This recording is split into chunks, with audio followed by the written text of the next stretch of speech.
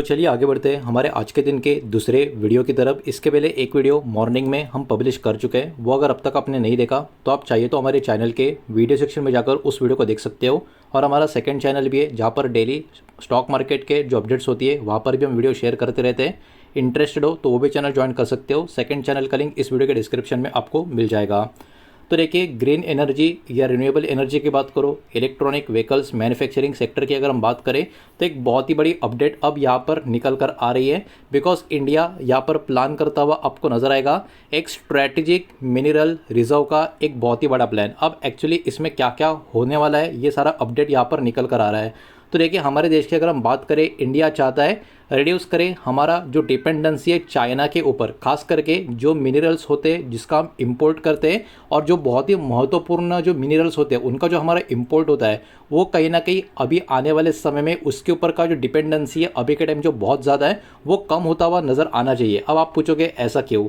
तो देखिए, ये जो मिनरल्स है ना इतने महत्वपूर्ण, इनका जो यूज़ होता है वो कहाँ पे होता है? वो रिन्यूएबल एनर्जी में होता है, वो इलेक्ट्रिक व्हीकल्स में होता है, वो मैन्युफैक्चरिंग में होता है। अब ये तीनों इंडस्ट्री ऐसी है जो यहाँ से और भी अच्छी खासी ग्रोथ दिखा सकती है, ये बहुत सारे रिपोर्ट्स का मानना है। और अगर हम पूरी तरीके से चाइना के ऊपर डिपेंडेंट रहे मिनरल्स के ऊपर तो ग्रीन एनर्जी, ईवी, मैन्युफैक्चरिंग सबको कहीं ना कहीं एक सेटबैक किसी न किसी कारण आने वाले समय में भुगतना पड़ सकता है। बिकॉज देखिए, चाइना करंटली कंट्रोल कितना करता है? ओवरऑल पूरी दुनिया के माइनिंग का 60% चाइना कंट्रोल करता है। इतना ही नहीं, 90% of processing of rare earth का जो एलिमेंट है वो भी चाइना के पास ही आपको देखने को मिलेगा प्रोसेसिंग के लिए। तो आप सोच सकते हो चाइना के पास एक्चुअली मार्केट का, मतलब दुनिया भर के मार्केट का, पूरे दुनिया का एक बहुत ही बड़ा शेयर इस कैटेगरी में आपको देखने को मिलेगा। Past export restrictions by China जो शो करते हैं कि ग्लोबल सप्लाई चेन कहीं ना कहीं बहुत ही फ्रेजाइल यहाँ पर हमको देखने को मिलेगी और प्राइसेस जो होती है इसकी फ्लक्चुएट शार्प तरीके से होते हुए हमको देखने को मिलती है। इसका मतलब चाइना के ऊपर टोटली डिपेंड रहने का मतलब यही होता है कि ग्रीन एनर्जी, ईवी, मैन्युफैक्चरिंग, ये जो ग्रोइंग इंडस्ट्री है उनको कहीं ना कहीं अब अपने कंट्री में दबाव में डाल सकते हो अगर हम पूरा का पूरा सिर्फ और सिर्फ चाइना के ऊपर निर्भर रहे तो। इसलिए यहाँ पर चाइना के ऊपर का डिपेंडेंसी करने के लिए बहुत सारी चीज़ें करने का भारत की तरफ से प्लान होता हुआ हमको यहाँ पर देखने को मिल रहा है। अब देखिए, ये जो मिनरल्स है ये इतना मैटर क्यों करते हैं हमारे देश के लिए, ये भी आपको समझना होगा। इंडिया एक्चुअली बहुत ज़्यादा डिपेंड है हेविली इंपोर्ट के ऊपर, लिथियम का, कोबाल्ट का, निकल का और कॉपर का। मतलब इनके ऊपर इंडिया का डिपेंडेंसी अभी के टाइम बहुत ज़्यादा है। अब किसी भी कारण अगर कोई बहुत बड़ा डिसरप्शन अगर हो गया तो इंडस्ट्री का जो ग्रोथ है वो स्लो होता हुआ हमको नज़र आएगा। उसके अलावा एनर्जी का ट्रांजिशन का जो हमारे कंट्री का गोल है उसके ऊपर भी एक इम्पैक्ट होता हुआ हमको नज़र आएगा, जो हर कोई बिल्कुल भी इस टाइम पे चाहकर भी चाहने का ट्राई नहीं करेगा और सोचेगा भी नहीं। अब देखिए, ग्लोबल ट्रेंड की अगर हम बात करें, इंडिया अकेला नहीं है, बहुत सारी कंट्रीज ऐसी है जो ऑलरेडी रिजर्व को बिल्ड करते हुए आपको नजर आएगी, जो इंडिया भी अभी करता हुआ आपको नजर आ रहा है। इंडिया के अलावा अमेरिका, चाइना, साउथ कोरिया, ये कंट्रीज ऐसी है जो कहीं ना कहीं रिजर्व्स यहाँ पर बिल्ड करती हुई नजर आ रही है। अदर्स का फोकस यहाँ पर और भी होता हुआ आपको नजर आएगा, जैसे कि नया सप्लाई का सोर्स, उसके अलावा डोमेस्टिक प्रोसेसिंग को और बढ़ावा देना, रिसाइकलिंग के ऊपर फोकस करना, ये सारी चीज़ों के ऊपर भी फोकस यहाँ पर बाकी सारे देशों का बना हुआ है। और as per international energy agency जो है, this minerals are more volatile than oil. मतलब जो कच्चा तेल या तेल की जो हम बात करते हैं ना, अभी के टाइम सबके सिर में दर्द करके रखा है, उस तेल से भी ज़्यादा वॉलेटाइल ये मिनरल्स आपको देखने को मिलेंगे। तो आई थिंक इनका महत्व क्यों इतना बड़ा है और आने वाले समय में और कितना बड़ा हो सकता है, इसका अंदाज़ा इस रिपोर्ट से यहाँ पर आपको समझ में आ चुका होगा। अब देखिए, गवर्नमेंट के सपोर्ट की अगर हम बात करें तो under national critical minerals mission जो गवर्नमेंट के पर्टिकुलरली इनिशिएटिव से यहाँ पर होता हुआ नज़र आ रहा है, 16,300 करोड़ का जो फंड है वो अलॉट किया गया है। ठीक है, और इसमें जो फोकस एरिया है वो कौन से है? एक्सप्लोरेशन, माइनिंग, प्रोसेसिंग और रिसाइकलिंग। तो गवर्नमेंट ने ऐसा नहीं कि इनिशिएटिव लिया नहीं है, बिल्कुल लिया है और उसके लिए फंड भी पहले से ही यहाँ पर अलॉट करके रखा है 4 अलग अलग एरियाज़ में, जो अभी यहाँ पर आपने देख लिए हैं। लेकिन वही बात है, हमको बहुत ज़्यादा देर हो गई, हम थोड़े काफ़ी पीछे रह गए बिकॉज चाइना के पास ऑलरेडी काफ़ी बड़ा मार्केट शेयर है। तो अभी के टाइम इंडिया के सामने बहुत सारे अलग अलग चैलेंजेस भी यहाँ पर आपको देखने को मिलेंगे, जैसे कि डोमेस्टिक प्रोडक्शन जो है वो अभी के टाइम पे काफ़ी लो है। कंपेयर टू फ्यूचर डिमांड, मतलब डिमांड ज़्यादा और ओवरऑल प्रोडक्शन कम, ये अभी के टाइम पे सबसे बड़ा चैलेंज आपको देखने को मिलेगा। सेटिंग अप माइंस की अगर हम बात करें 10 साल के आसपास का यहाँ पर टाइम लगता हुआ देखने को मिल रहा है। उसके अलावा हाई इन्वेस्टमेंट की यहाँ पर ज़रूरत पड़ेगी। इसके अलावा जियोलॉजिकल इशू की बात करें, एनवायरमेंटल का अलग अलग इश्यूज़ की बात करें, वो भी कहीं ना कहीं हमारे देशों में बहुत सारे बड़े बड़े प्लेयर्स को यहाँ पर फेस करना पड़ता है। अब देखिए इसके वजह से क्या होता है, इसके वजह से अलग अलग कंट्री के पास बड़ा एडवांटेज होता है और इसमें चाइना के पास बहुत बड़ा एडवांटेज है। कैसे? चाइना के पास ऑलरेडी एक बहुत ही मजबूत इंफ्रास्ट्रक्चर है।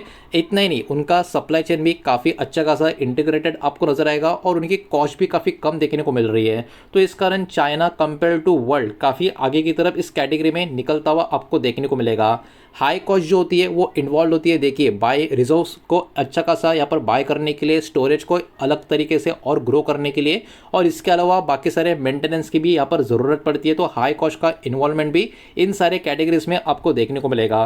ग्लोबल लेवल पे अगर हम बात करें, कुछ कंपनियां इसमें वर्क करते हुए आपको नजर आएगी, जिसमें लोअम क्लीनटेक का नाम भी आपको देखने को मिलेगा, जिसका जो फोकस है वो बैटरी का रिसाइकलिंग और लोकल सप्लाई चेन को बढ़ावा देना, इसके ऊपर यहाँ पर बना हुआ है। हालांकि ये अर्ली स्टेज का इम्पैक्ट की यहाँ पर बात हो रही है, ये इंडिया की बात नहीं हो रही, ठीक है, ग्लोबल लेवल के कंपनी की यहाँ पर बात हो रही है।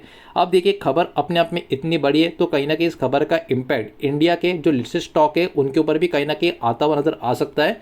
और इम्पैक्ट जो होगा पॉजिटिव न्यूट्रल डिपेंडिंग किस तरीके से कंपनियां या इंडस्ट्री में गवर्नमेंट का एग्जीक्यूशन और पॉलिसीज का एग्जीक्यूशन होता है उसके हिसाब से होगा। तो याद रखना, जो भी स्टॉक में आपको बताने वाला हूँ वो किसी भी तरीके का इन्वेस्टमेंट का, बाय सेल का रिकमेंडेशन या एडवाइस नहीं है। ये जो खबर है उससे कनेक्टेड जो इम्पैक्टेड प्लेयर्स है उनके बस यहाँ पर एक एक करके मैं आपको बताने वाला हूँ। लेकिन वो सब दिखाने से पहले वीडियो को प्लीज़ लाइक कर देना, वीडियो को शेयर कर देना। पहली बार चैनल पे आ चुके हो तो चैनल को भी सब्सक्राइब जरूर कर देना। तो इस लिस्ट में टाटा केमिकल्स का नाम यहाँ पर हमको देखने को मिल रहा है, बिकॉज इनका जो एक्सपोजर है लिथियम और बैटरी मटेरियल्स का, उसके कारण ये वाला कंपनी कहीं ना कहीं फोकस में रह सकता है। एक्साइड इंडस्ट्री का नाम भी यहाँ पर हमको देखने को मिल रहा है, बिकॉज इलेक्ट्रॉनिक व्हीकल्स या इलेक्ट्रिक व्हीकल्स बैटरी का जो इकोसिस्टम है उसमें इस कंपनी का प्रेजेंस आपको देखने को मिल रहा है। इसके अलावा अमरा राजा एनर्जी एंड मोबिलिटी का नाम भी आपको नजर आएगा, बिकॉज एनर्जी स्टोरेज की बात करें और इलेक्ट्रॉनिक व्हीकल का ट्रांजिशन की बात करें तो इस कंपनी का भी इन्वॉल्वमेंट हमको देखने को मिलता है। उसके अलावा हिंदुस्तान कॉपर, ये वाला कंपनी भी यहाँ पर फोकस में रह सकता है, बिकॉज इनका डायरेक्ट एक्सपोजर कॉपर का जो माइनिंग है उसके साथ आपको नजर आएगा। और आखिरी दो कंपनी आप देख सकते हो, वेदांता लिमिटेड, बिकॉज ये मेटल की बात करें इंक्लूडिंग कॉपर, उसमें डाइवर्सिफाई कंपनी आपको देखने को मिलेगी, एल्यूमिनियम का भी समावेश इसमें होता है। उसके अलावा एनएमडीसी लिमिटेड ये भी रहेगा, बिकॉज माइनिंग एक्सपांशन का पोटेंशियल भी यहाँ पर इनके पास देखने को मिलता है। तो ये कुछ 6 कंपनियां जिनके ऊपर कहीं ना कहीं इस खबर का एक इम्पैक्ट भी आता हुआ आने वाले समय में हमको देखने को मिल सकता है।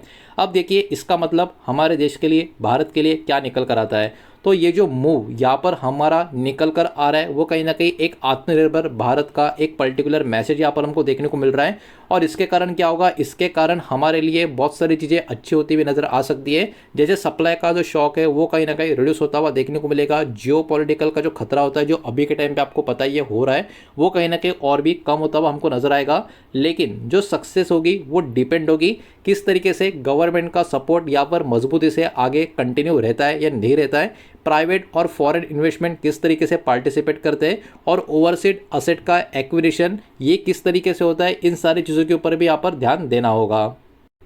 तो ओवरऑल अपने आप में काफ़ी बढ़िया, काफ़ी ज़बरदस्त रिपोर्ट अभी जो मार्केट में कुछ समय पहले आई थी वो मुझे कहीं ना कहीं थोड़ी इंपॉर्टेंट लगी, इसलिए ये वाला डेटा मैंने आपके सामने यहाँ पर प्रेजेंट किया है। लेकिन जो भी डेटा इस वीडियो के माध्यम से आपने देखा है वो सिर्फ और सिर्फ एजुकेशनल एंड इन्फॉर्मेशनल पर्पज़ के हिसाब से ही है। पब्लिकली अवेलेबल न्यूज़ और जो डेवलपमेंट्स है वही मैंने आपके सामने यहाँ पर प्रेजेंट किया है। किसी भी तरीके का इन्वेस्टमेंट का एडवाइस या स्टॉक का रिकमेंडेशन मैंने आपको नहीं दिया है, ना ही मैं आपको दे रहा हूँ, इस बात को भी आप यहाँ पर ध्यान में रखें। उम्मीद करता हूँ वीडियो समझ आया होगा, पसंद आया होगा तो वीडियो को लाइक करें, दोस्तों से शेयर करें। पहली बार चैनल पे आ चुके हो तो सब्सक्राइब भी कर देना। और कोई भी स्टॉक में निवेश करने से पहले खुद की स्टडी रिसर्च जरूर करें, फाइनेंशियल एडवाइजर की सलाह जरूर लें। मिलते हैं नेक्स्ट वीडियो में, धन्यवाद।